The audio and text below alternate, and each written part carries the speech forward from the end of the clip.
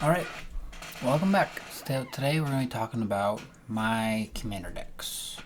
So I only have four. I really only play one or two of them. The other two I've never played before. So they're all precons that I all bought. The first one I bought in 2017, and then I bought them almost every year after that, or just about every year after that. Um, and the first one I ever bought, I've modded, I've played the most. I use it almost all the time. The other three I've left exactly as they came. I've just not gotten around to making changes to them yet, or making any modifications to them. So they're exactly as they came out of the box, and then just two of them I bought to after looking at all the decks. I'm like, these are the ones I want, and I just haven't used them yet. Like, I have not played them at all. I plan to. I plan, actually, not to lie.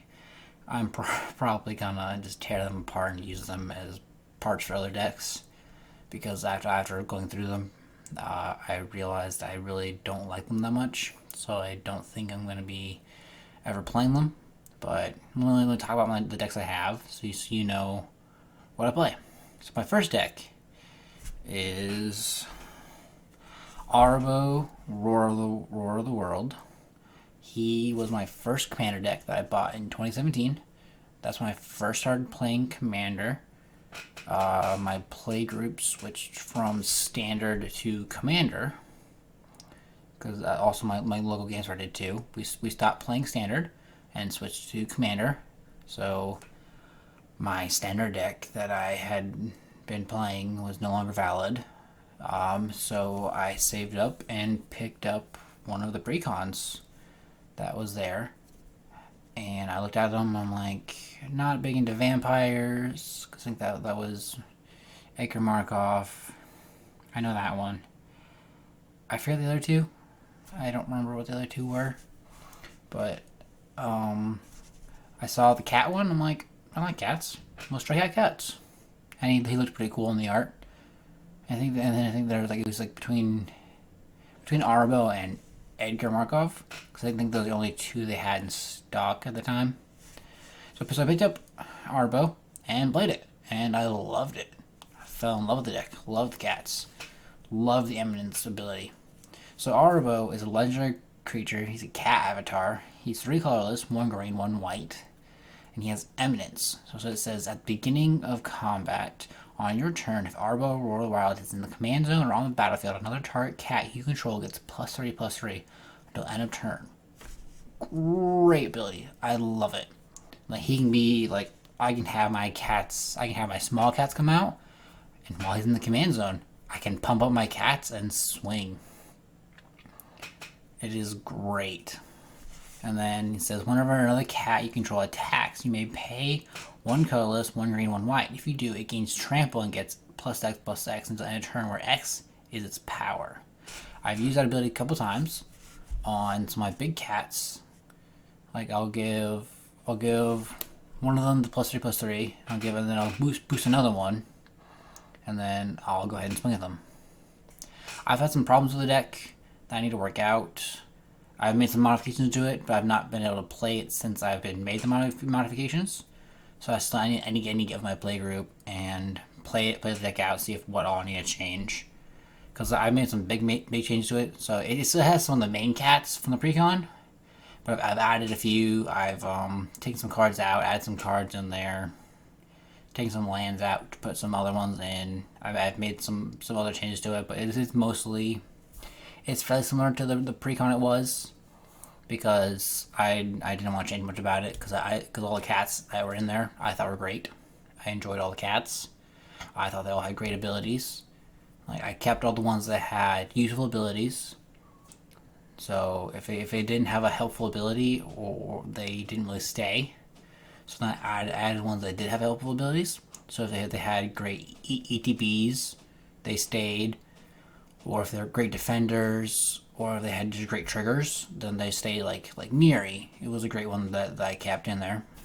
So this is one of my favorite decks.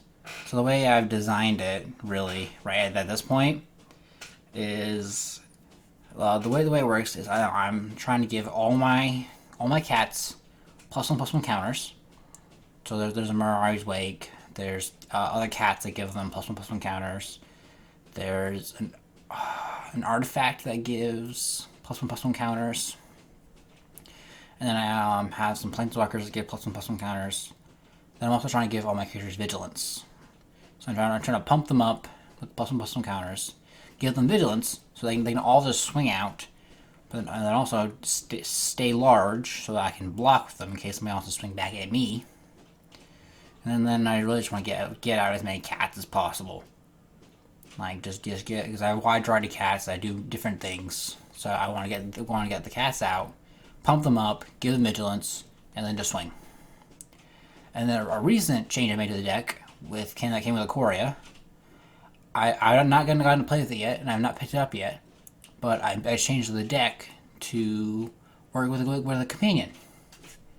So I picked up Kira, the Orphan Guard. So I want to add. I plan on adding that to the deck. So it's a legendary cat beast, and it's the companion. It says each creature in your starting deck is a cat, elemental, nightmare, dinosaur, or beast card. So all the creature cards in my cat deck are all cats. They're all cats.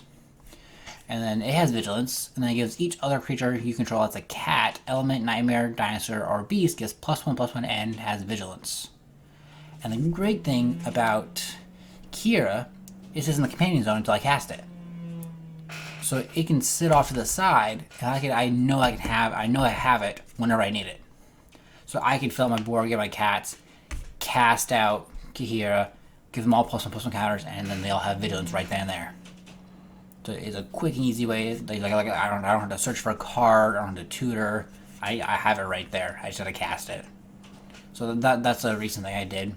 Because before it had some humans in it that gave, I think that gave like double strike or equipment based that were in the deck from the precon. But I took them out and added more cats so I could have Kihira in the deck. Because I read it, because I saw some art for it before Ikoria came out. I thought, that's great. It would go great in my cat deck. So I went through my Arbo deck, took out the humans, made some changes, added some sorceries, added some instances, put some more cats in there. I might need to make some more changes because I think I have too little lands in there, but I've not played it yet to find out if I have too little lands. So I might have to take some cats out to throw in more lands, or take out some sorcery instances to put some more lands in there. But otherwise, it has some great things, because the goal of the deck is get cats out, pump them up, give them vigilance, and then just swing. That's really the goal of the deck. And that's kind of what it does, and I love it. It's my favorite deck. Like, whenever I go play Commander with my playgroup, it's the first deck I grab. It's really the only deck I really play. I just love it a lot. It's wonderful. I truly enjoy it. So, my next deck that I play it a couple times, and I do plan on modding it, so I will add some cards to it and change it up. But right now, at its current state, it is still the precon deck. I've not changed it at all. Oh, actually, it's the third Eminence deck from 2017. So it hasn't changed at all, but it is Anala Archmage Ritualist. It also has Eminence.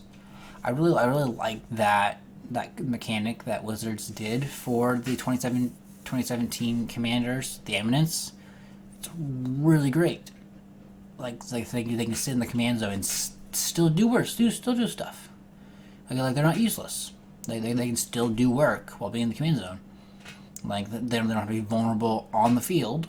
They can be in the command zone still pumping or still helping your creatures out, and you don't have to worry about them dying and then paying commander tax later on. They can still help your deck out, but just be sitting in the command zone. So, Anala is a human wizard with Eminence that says whenever another non-token wizard enters the battlefield under your control, if if Anala is in the command zone or on the battlefield, you may pay 1. If you do, create a token that's a copy of that wizard. That token gains haste. Exile it at the beginning of the next end step. And then it says, tap 5, untapped wizard you control a target play, and then target player loses 7 life. So this deck is all about wizards. So like it's mostly wizards. So then I'm making copies of wizards, and then like they have haste, they attack immediately, they're into their battlefield, effects happen, or things like that. I haven't played it much, but I do enjoy it. I do plan on making some mods to it. So, but at this time, all it really does is like what it's meant to do. It gets rid of my opponent's creatures. I play cards out of my graveyard. I make tokens of wizards, and then sometimes I'll tap my wizards to deal out 7 points of damage. And then it helps me draw cards, and then also helps me steal cards from my opponent's graveyards. So that's kind of what the deck does. It does kind of does all those things. But really, what I'm trying to do is get wizards out to do different things, make copies, and then pay 1. So I always want to make sure I have 1 extra mana open to copy it, and then make a token of that wizard, and then I got 2 wizards. So then if I play a card I really like, but then it gets haste, so it's a token. So I get it immediately, and then it goes away. But then next turn, I still have it. It's great. So if my opponents try to get rid of the one that has haste, the token, well, it's gone it's gone then. But then next turn they deal with the original, the original one that's there. So it's kind of good. I enjoy it. I've only played this a couple times. It's when I get tired of playing the cat deck. I'm like, I want to play something different, like change it up a little bit. I'll bring out Anala. And I have used the Eminence ability a couple times to copy wizards. No, it's never helped me much. I've only used it a few times to copy those small wizards, because the times I've played it, I got curb stomped because one opponent had a really good deck, and none of us lasted. The other three of us didn't last long in that game. We just didn't. But I've never tapped the 5 wizards to do the 7 damage. But I feel like that's a pretty cool thing to do. Is just be like Zeus and go bop bop bop bop, 7 damage to you. It'd probably be helpful if I have a lot of wizards on the field. Like if I'm playing multiple wizards and then I get my tokens with haste, I can then just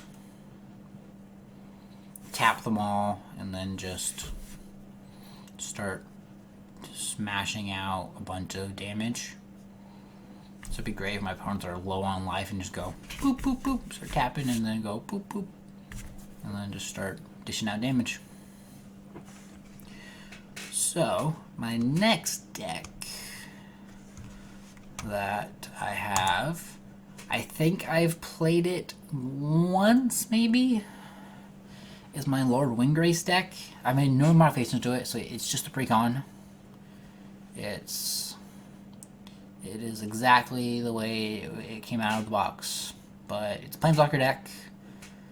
So it's Lord Windgrace. His +2 is discard a card, then draw a card. If a land card is discarded this way, draw an additional card. His -3 is return up to 2 non-land, 2 target land cards from your graveyard to the battlefield. And the -11 is destroy up to 6 target non-land permanents, then create a 6/2/2 green cat warrior creature tokens with a forest walk. And it says Lord Windgrace can be your commander, and he starts at a 5. So I think I played him once because I thought it'd be a cool thing to play. And it was also the 2018 Commander Precon that came out. So yeah, I thought it'd be cool to pick up the Lord Windgrace one. since it was a new deck that came out that year. I think I've played it maybe once or twice. I don't really remember much about it. That was interesting to have that Planeswalkers were now you have a Planeswalker as your commander. So I picked it up. I probably won't be keeping it anymore. I'd probably be tearing it apart for other decks because I plan on making some other commander decks in the near future. So I'm probably going to be tearing it apart, taking some of his lands, like a Soul Ring, his Commander Sphere, and other things that I like out of it. Because I don't think I like the deck that much. It's the other things it does, like where I want to use the landfall abilities on cards. I want to discard lands and draw cards, and then I want to use the Lord Windgrace's abilities. But the moment he gets on the battlefield, everybody's gonna go after him because they don't want to get him. They don't want him to get to his -11, his ultimate. So it's like Planeswalkers as commanders are just gonna be easy targets because it basically goes, no, we don't want that. I don't want it to get any higher than it is. Like, yeah, it's great that I would get and if I'm discarding lands, I'm gaining lands, so I'm getting card advantage. So then I'm drawing 2 cards. That's great. So like as soon as you get them out, you can have some card advantage going off, and then you can bring those cards from the graveyard back onto the field and play them. And use them, so you know. So as long as you can have some lands and then discard some, know where they are, use his ability, and then get them back.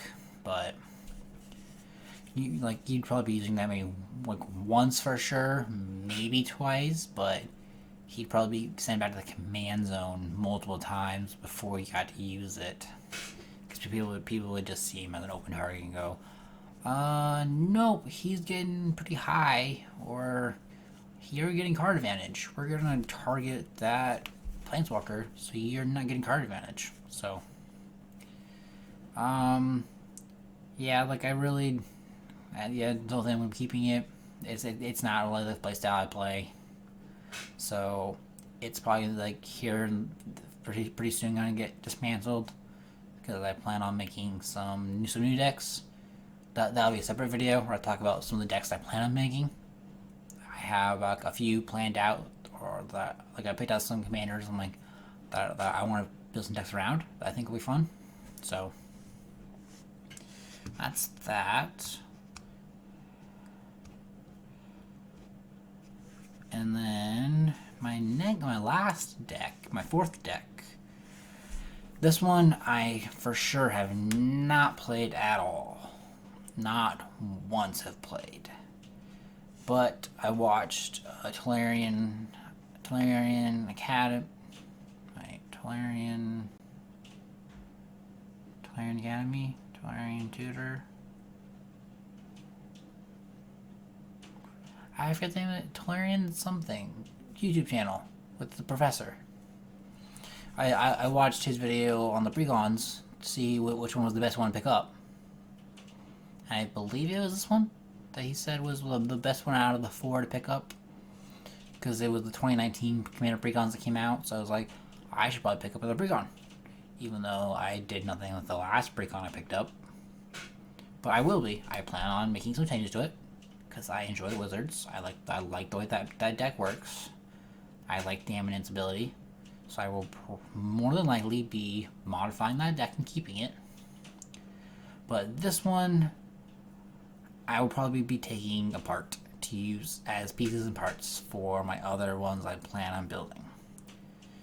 Because the point of this deck is to really cast instants and sorceries from my graveyard, draw cards, and then deal damage to my opponents with the help of those instants and sorceries. So it's really it's Savine, the Chronoclasm.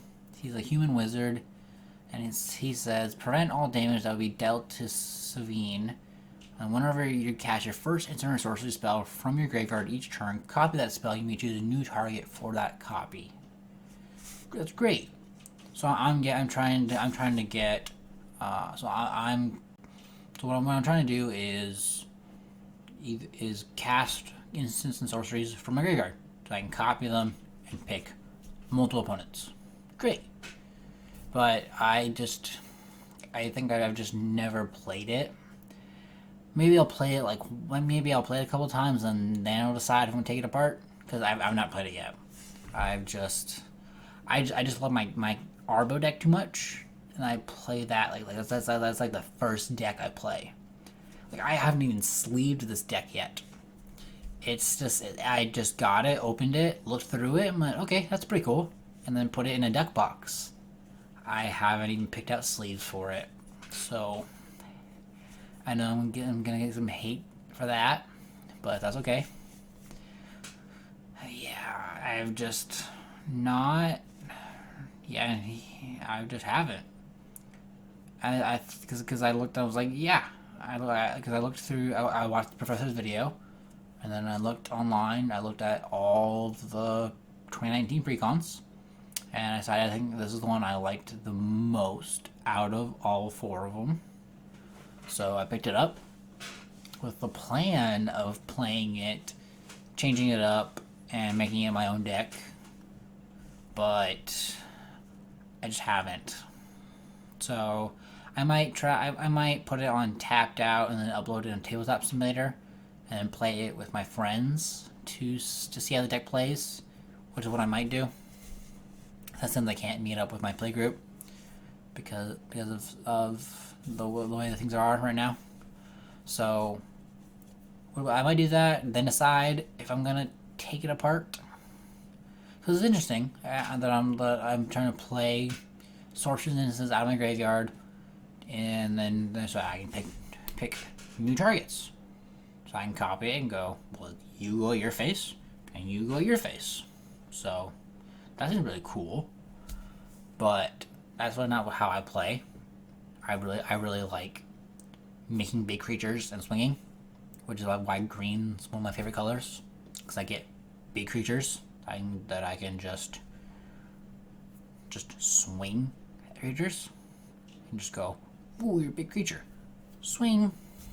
Like, green and trample are some of my favorite things about Magic. Love those things. So I'll give it a try. I'll see if I love it, I hate it. I'll probably make another video if I'm talking about it, what I decide to do.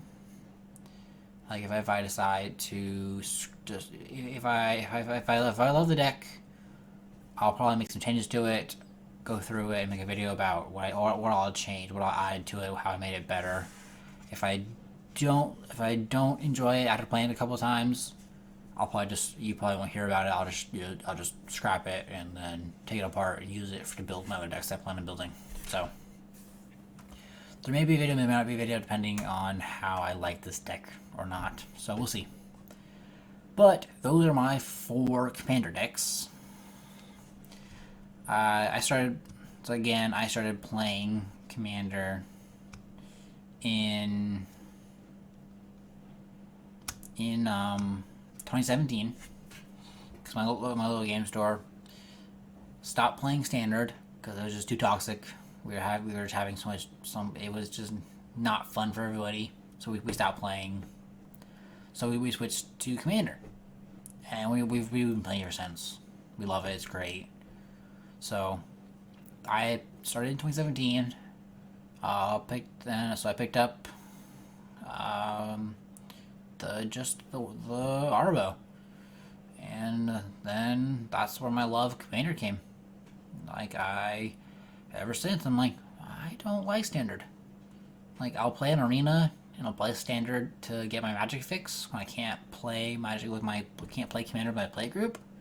I'll go on Arena and play Standard because I got nothing else to do.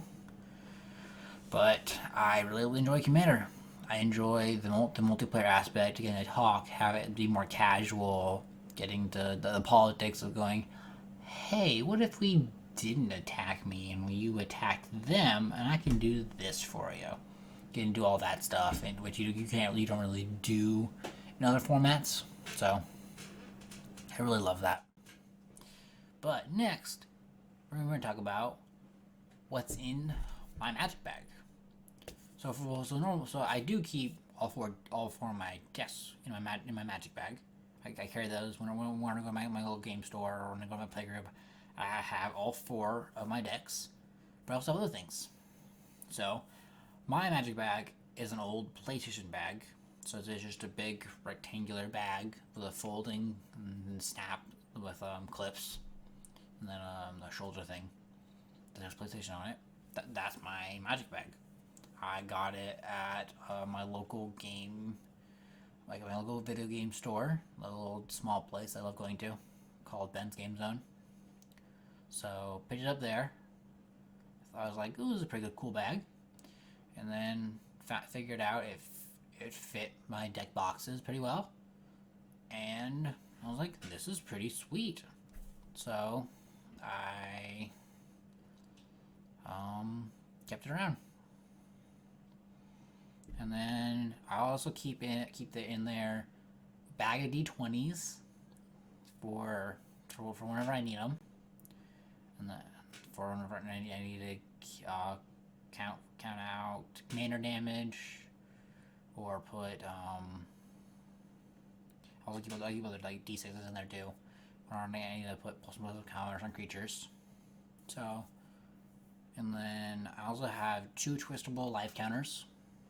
So the one I forget when they came out, but they twist to change the numbers. I have 2 of those. I usually I keep one as a spare in case somebody needs one, and then I keep one for my life total. I have my playmat. I just got a new one. I love it. It goes great. Yeah, I just got it to match my my Arbo deck. So it's a cat mat. It looks great. And then I have a light up deck box that holds 2 of my decks. It holds my oversized cards. It holds my life counters. It holds my D20s. And it holds my I forget what it's called. It's like it's from Etsy. So it holds my commander, holds my life counter, has a spot for commander damage, and then a spot where I can put like how many times my commander been cast. I'll post a picture about what it is. I got it from Etsy. I saw it on Facebook from a commander page. I thought it was really cool, so I picked it up. But it lights up, has a button on it. It's a really fancy deck box I bought at my local game store.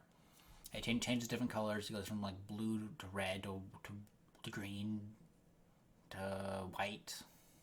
So that's a really cool box that holds 2 decks, some other stuff, and has a pouch to hold my overseas cards and my my little mat thing to hold my commander. So it's a really cool thing. And then I have my deck boxes. So I have 2 Ultra Pro deck boxes. I have one for I have a blue one, or more like teal, for my Arbo deck.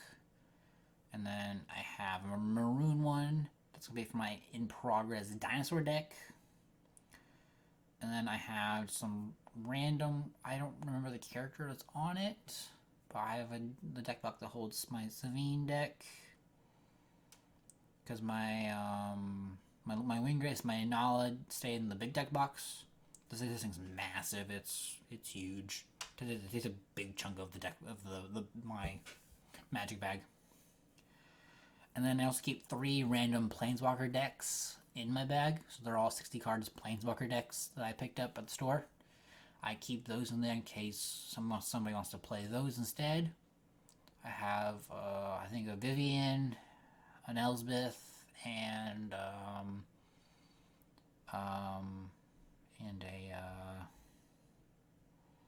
I can't remember the other one. Yeah, the lion guy. A Johnny, there we go. A Johnny deck. Wow. Then I have a rainbow deck box that holds my old standard deck that I made from Arena. Because for a while there I was big into Arena. And there was a deck on there, it's a black-red deck that I loved so much on Arena that I bought on TCG Player and built in real life. Love it. It's great. It kind of sits in my bag now to remind me that it's no longer standard legal. So if I just want to play 60 card, I have 4 options. I have the Planeswalker decks, and I have this deck. And then I have a bag that has a Pokemon dual decks and some counters in it, because in case somebody doesn't want to play Magic, they want to play Pokemon. So it's a set of dual decks. So they're meant to be played against each other. That I keep in my Magic bag because I don't know why. It fit in my bag, so it sits in my bag in case somebody wants to play Pokemon. Even though I don't know how to play the Pokemon TCG very well. I'd have to look up the rules, but in case somebody wants to play, I have the option, so it's there. Don't ask why. It's just there because it fits. So that's my bag. So those are my 4 EDH decks, and that's what's in my Commander bag, my Magic bag. So if you enjoyed the video, give it a like, go ahead and subscribe, and we'll catch you later on. See ya.